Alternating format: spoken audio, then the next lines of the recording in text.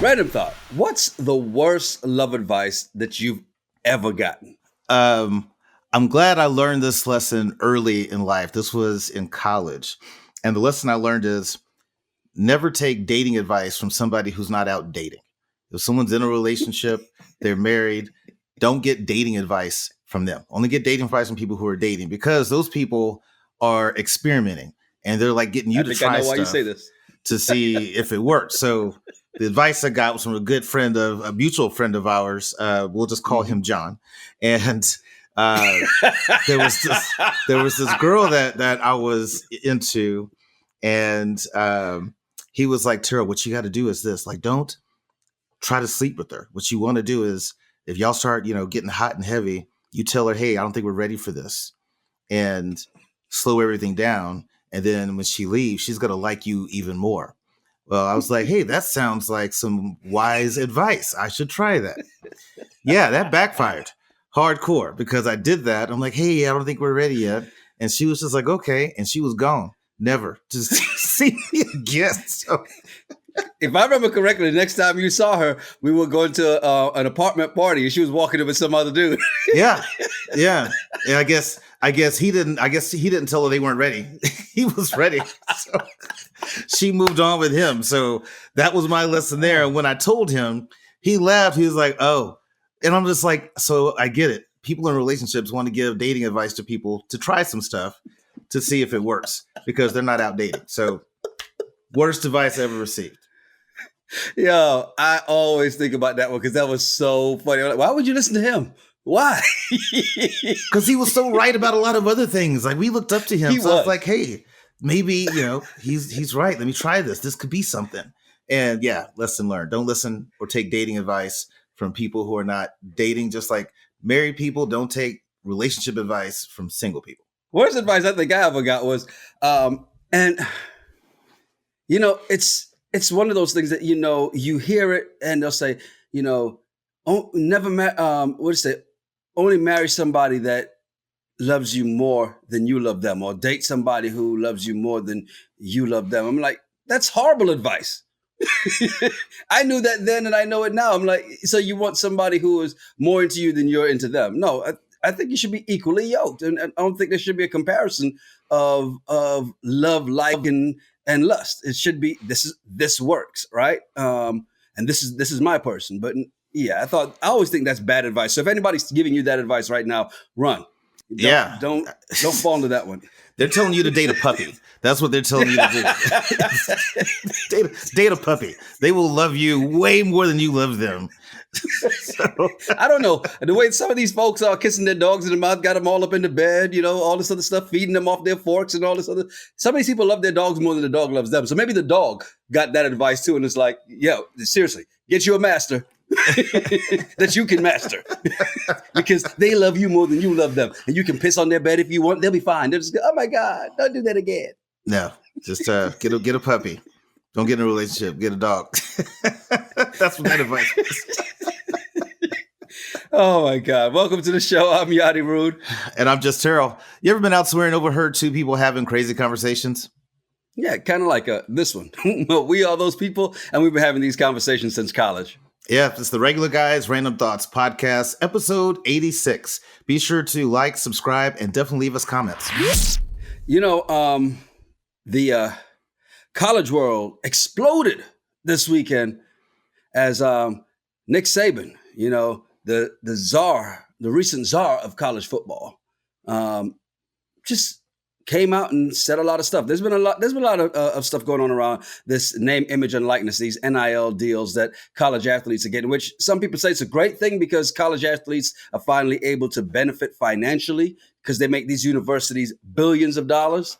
And he came out saying that the only reason that his recruiting class was number 2 was because Texas A&M, I know one of your favorite universities since you're a Longhorn fan. I know A&M is one of your favorite universities. They cheated and they offered everybody NIL deals, and that's the only way they had the number 1 recruiting class. And then just to make sure we don't leave everybody else out, he also threw in Jackson State saying that Deion Sanders promised to play Hunter $1 million, and that's why he signed with him instead of signing with a Power 5 team. I don't know. I didn't see these contracts, so I don't know if that's true or not. I saw the one about the player that's transferring from Pitt to USC that he might get 3.25 million. And I'm like this, if that's what this was the challenge. And we talked about this before about paying college athletes. I think if you do it, you can. But the problem is you're not going to have these local no-name schools. You think about basketball, you won't have a Butler ever again in the Final Four, because you're not going to be able to have the talent. So if that's the new game, figure out a way to play within it. Alabama has tons of money. So you can't tell me you can't. Now, Texas A&M has oil money. And that's the difference, is that A&M could probably outspend an Alabama because of all the oil money from the alums they have. So get over it. Now you got a coach, and then listen to Jimbo Fisher talk trash about Nick Saban and say he cheats and all that. I'm like, all y'all cheat. Like, everybody does it. If you're not cheating, you're not trying. The thing about it is, and Deion Sanders said, because he was on the I Am Athlete podcast, I think Friday, and one of the things he was saying was like, look, Nick Saban wasn't talking to us. We're just pawns in his game, because he's speaking to his boosters saying, hey, y'all need to up the ante just a little bit, because we're getting our ass kicked out here. What Jimbo Fisher was saying when he's like, look, do you really want us to dig up your past? It's like, Nick Saban, you did not come from losing almost every single game in the NFL to go to Alabama that wasn't winning, and everybody goes, you know what? We want to go play for that guy. You weren't winning in the NFL. So why would they automatically go, well, yes, that's the guy we want to go play for? No. There's some underhanded deals that you guys made, and mama, what does Shannon Sharp say? Oh, mama needs a new microwave, so they give a microwave, and then they build a house around that microwave.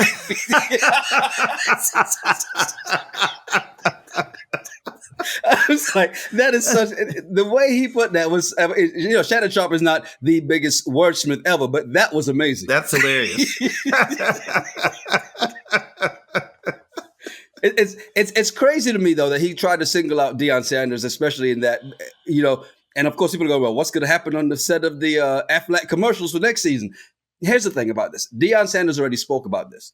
When Florida State had a problem with him getting Hunter from them, he's like, look, y'all didn't have a problem when I was doing it for you. When I'm recruiting for you, you have no problem. Why is it a problem now that I'm recruiting for me? I'm a coach and I'm recruiting. I'm going to recruit for me. Why is that a problem? And the fact of the matter is, you and I talked about this before.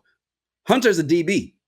If he wants to be an elite cornerback in the NFL, who better to learn from than Deion Sanders, than prime time? It makes perfect sense to me. Yeah, it totally does. And again, it's a new day, I guess, in college football and college recruiting. So Nick Saban, step your game up. Get your boosters to spend some more money, but it is what it is. I'm curious to see what the retention rate is going to be for players. Are they going to still do 2 years and be out? Or are they actually going to stay now that they're getting paid? Would they stay the extra 2 years? But it's 3 years in football, in college football, 3 years. I thought it was 2 in college football. 1 year in basketball, I thought it was 2 in college football. No, because I think you got to finish your junior year. So even the guy that's going to USC from Pitt, he's going to be a sophomore. So he still has 2 years left. He's got sophomore year and then junior year. Well, I wonder, are people going to stay and graduate now they're getting paid and still, sharpen their skills before they go to the combine? Or are people still going to, I got my $3 million, but now I'm ready to go for my $50 million, if I'm a first round draft pick? Here's the problem with that, though, because even take for instance Juju Smith-Schuster, who just left Pittsburgh and went to the Chiefs.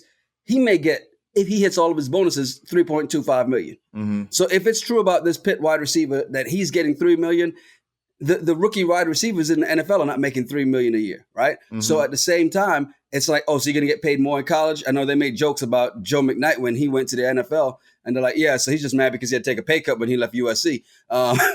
But now it'll be more realistic. I think I will say, it needs to be regulated. They need to put caps on what they make anyway, right? Because now you can at least spread that wealth across a lot more athletes with the name, image, likeness, and not make it where somebody's making $10 million a year in college football. Because at the end of the day, then they'll be taking a pay cut going to the NFL. But at the same time, maybe the NFL needs to up their money. But at the same time, it does make it a lot more lopsided and becomes this whole um, I wouldn't say pay for play because you do need to pay these guys. They put their bodies on the line all the time, but regulate it, make it fair, and fair to the point that it's not, if the max is $1 million that anybody makes in a year, then so be it. And if the minimum is 50 grand, then make it that. Whatever it is, you make it what it is, and let's set some rules. And I think that's what some of these coaches are asking for, and I agree with that. But at the same time, Nick Saban, you live in a glass house with a glass table, a glass recliner. Stop throwing stones because your shit can come crumbling down real quick. It'll be interesting, but he's not going to fall no matter what he's done in the past. No one gives a shit. You know, he's still going to, I mean, there's nothing that's going to happen to him. Whatever these coaches might come up with, it's not all of a sudden he's going to be banned. I mean, unless he's did some Joe Paterno kind of look the other way stuff. Other than that, no one's going to say anything. Hey, I don't put anything past anybody. Yeah.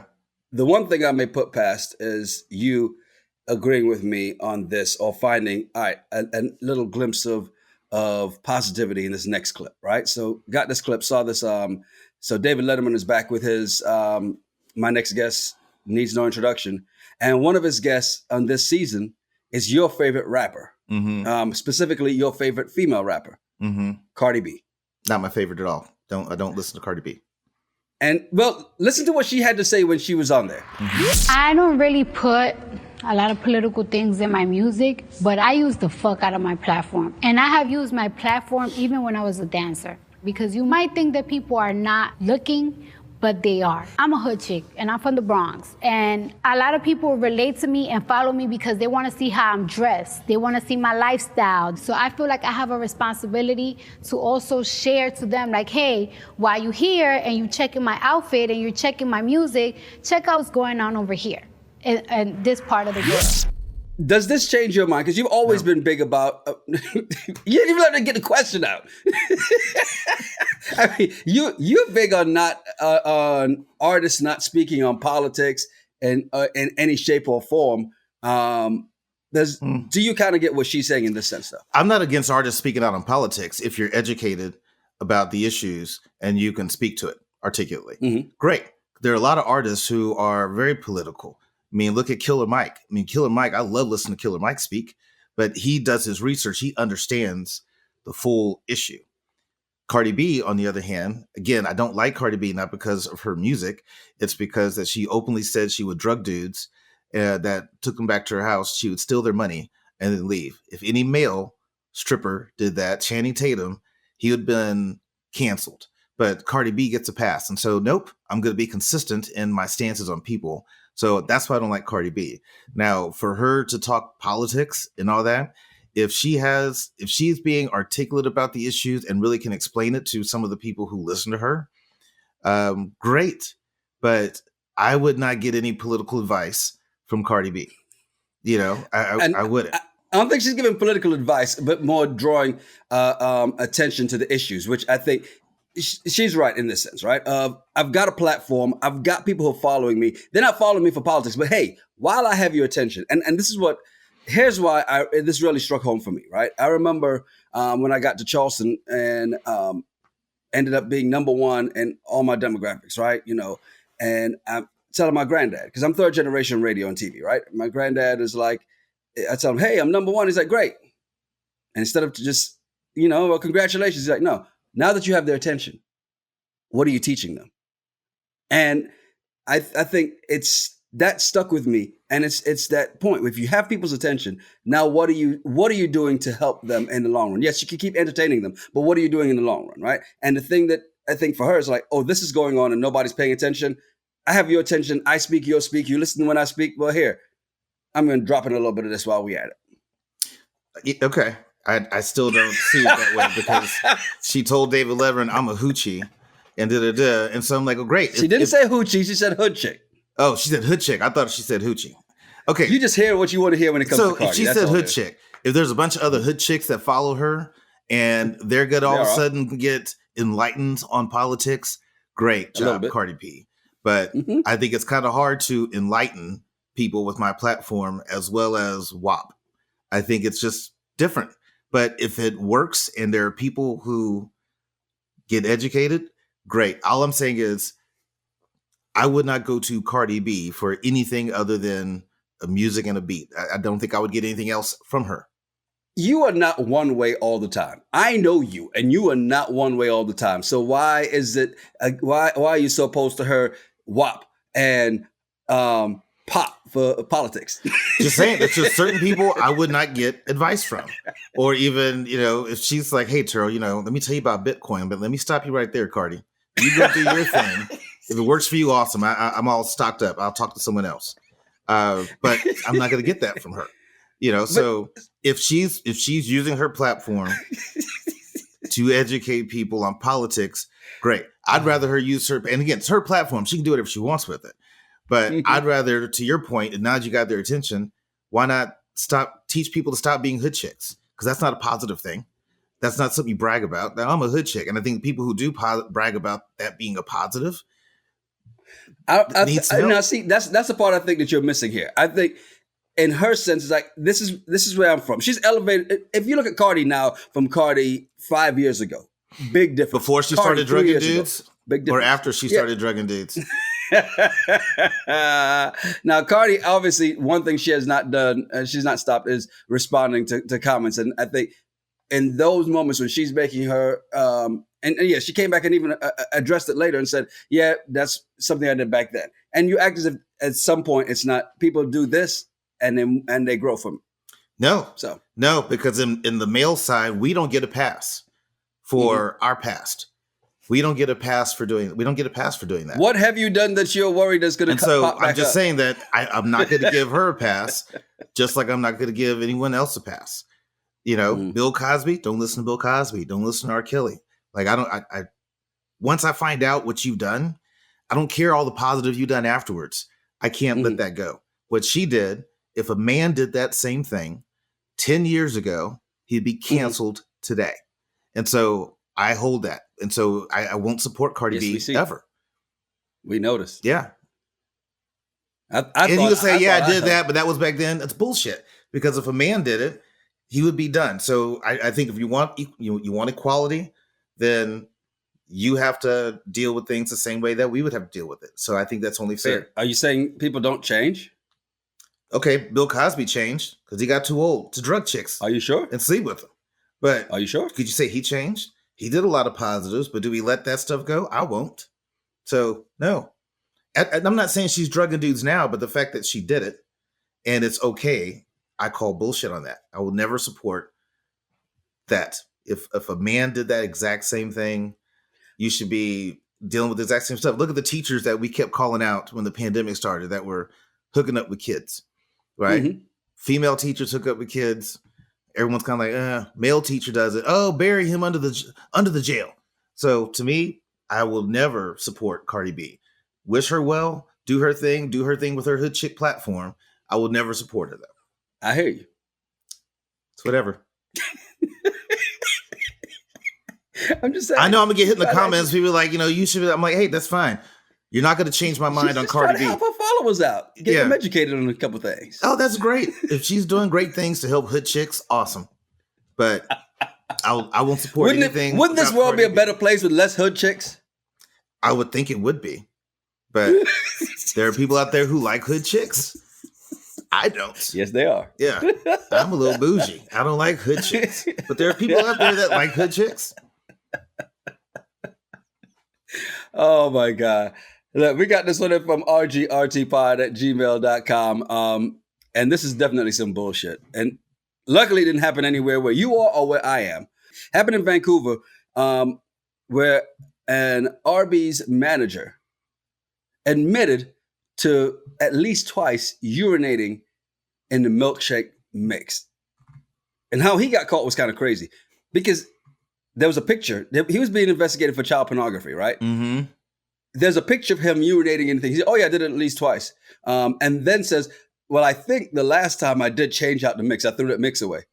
So he may not have. And it was all for sexual gratification why he peed in the milkshake mix. Now, I don't know what kink that is, and I don't want to know. But I'm really second-guessing milkshakes from here on. I know everybody has their kink. How does that turn you on? I just don't see how that turns you on. It's the cold as I get hot. Yeah. Look at them drinking me. Look at that. Take me in. It's just weird. That's a weird fetish. And now I'm wondering also, how did the milkshake story? It's in my mind, I see him getting detectives talking to him, and they first start talking about child pornography. Then they come across this. And so to try to get out of the child pornography, he's like, well, no, I didn't do that. Now this, yes, I did pee in the bag of the milk. Yeah. But no, children, no, I didn't do that. So I wonder if that's how he did that. But I don't see how that's a how about you get me on this, not that? Yeah, I don't see how that's a kink. I mean, even all the years I worked at Sonic, I never thought to pee in the slush machine or pee in the ice cream machine. Who thinks this stuff up? It's weird. And he may have just solved the case for everybody trying to figure out, why is the McDonald's ice cream machine always broke? I think we know why. This guy used to work there. Well, I think for some of these places, because Arby's, I really don't go to Arby's. I haven't been to Arby's since I was like a kid, right? And I know that they got the meats. I just never think about Arby's. But just think about all these different... Say that again. They got the what? They got the meats. Think about all these fast food places. Like, what if the pee is what made people come back for the shakes often? Like, what if they're putting something on stuff like the Popeyes chicken sandwich? If that was laced with a little bit of heroin, I would believe it, because the sandwich is amazing. And people have gotten into fights over that sandwich. So I'm just wondering, like, maybe these restaurants are doing a little something when they want to move product. Put a little of this in there. Let's see what happens if we add this. Oh my God, no, please don't do that. Well, here's the great, it's fine. You can say that all you want, because I don't eat out very often, so I'm perfectly fine. But it's also the same reason why I don't send shit back. I was about to say, that's what she said, but I was like... Oh, Jesus. Oh, we've turned into... Go ahead. You don't eat out often. Go ahead.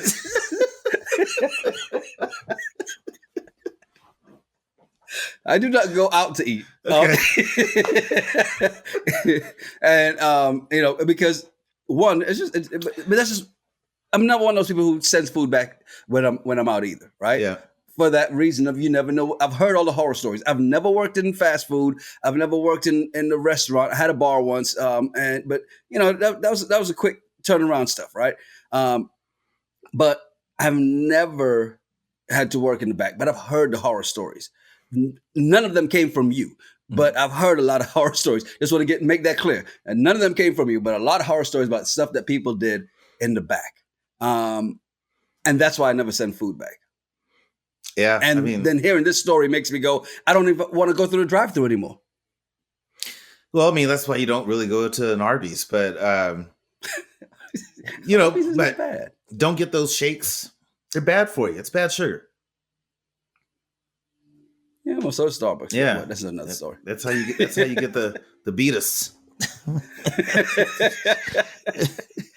Oh man. You don't have any fast food horror stories? No, not at all. I think all the years I worked in fast food, we didn't do anything. There was times like maybe the chicken sandwich wasn't cooked all the way, and so the customer comes in like because they're mad because they bit into raw chicken. I totally get that.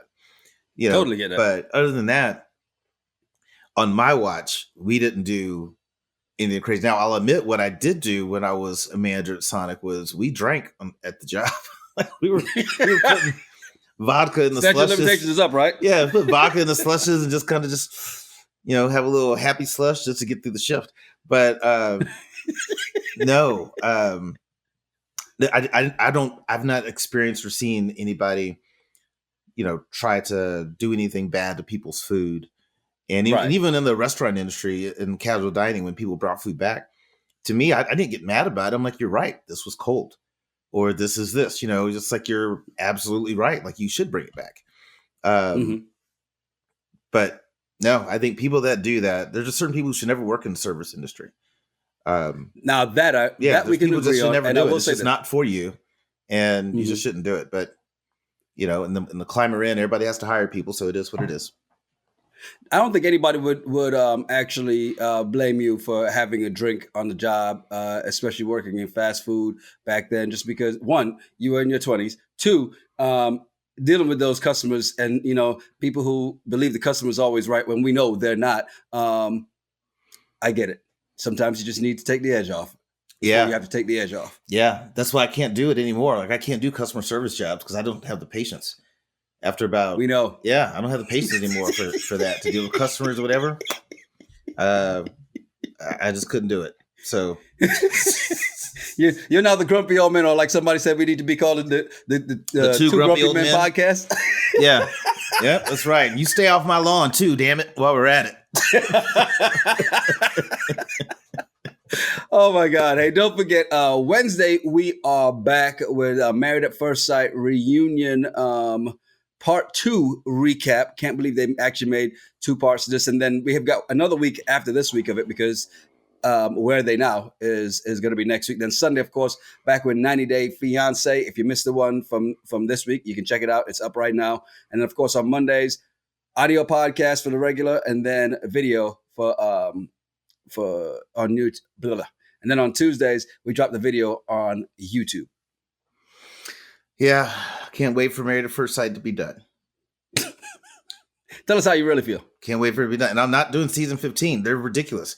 A 3-hour premiere, 2-hour episodes, 4-hour reunion. No, not doing that. I mean, I just tell people commented. I'm just like, no, it's not happening. I'm not. Yanni can do season 15 by himself. There's a hack. We'll work the hack out for y'all. No, he's gonna do it. Nope. I ain't. Hey, I'm Yanni Rude. And I'm just Terryl. Make sure you follow us at Yanni Rude, at just Terryl, and at RGRT Pod. Yeah, be sure to send us some of your random thoughts or some of the bullshit you find on the internet. We'll talk about it on the show. It's the Regular Guys Random Thoughts Podcast. Cheers. Cheers.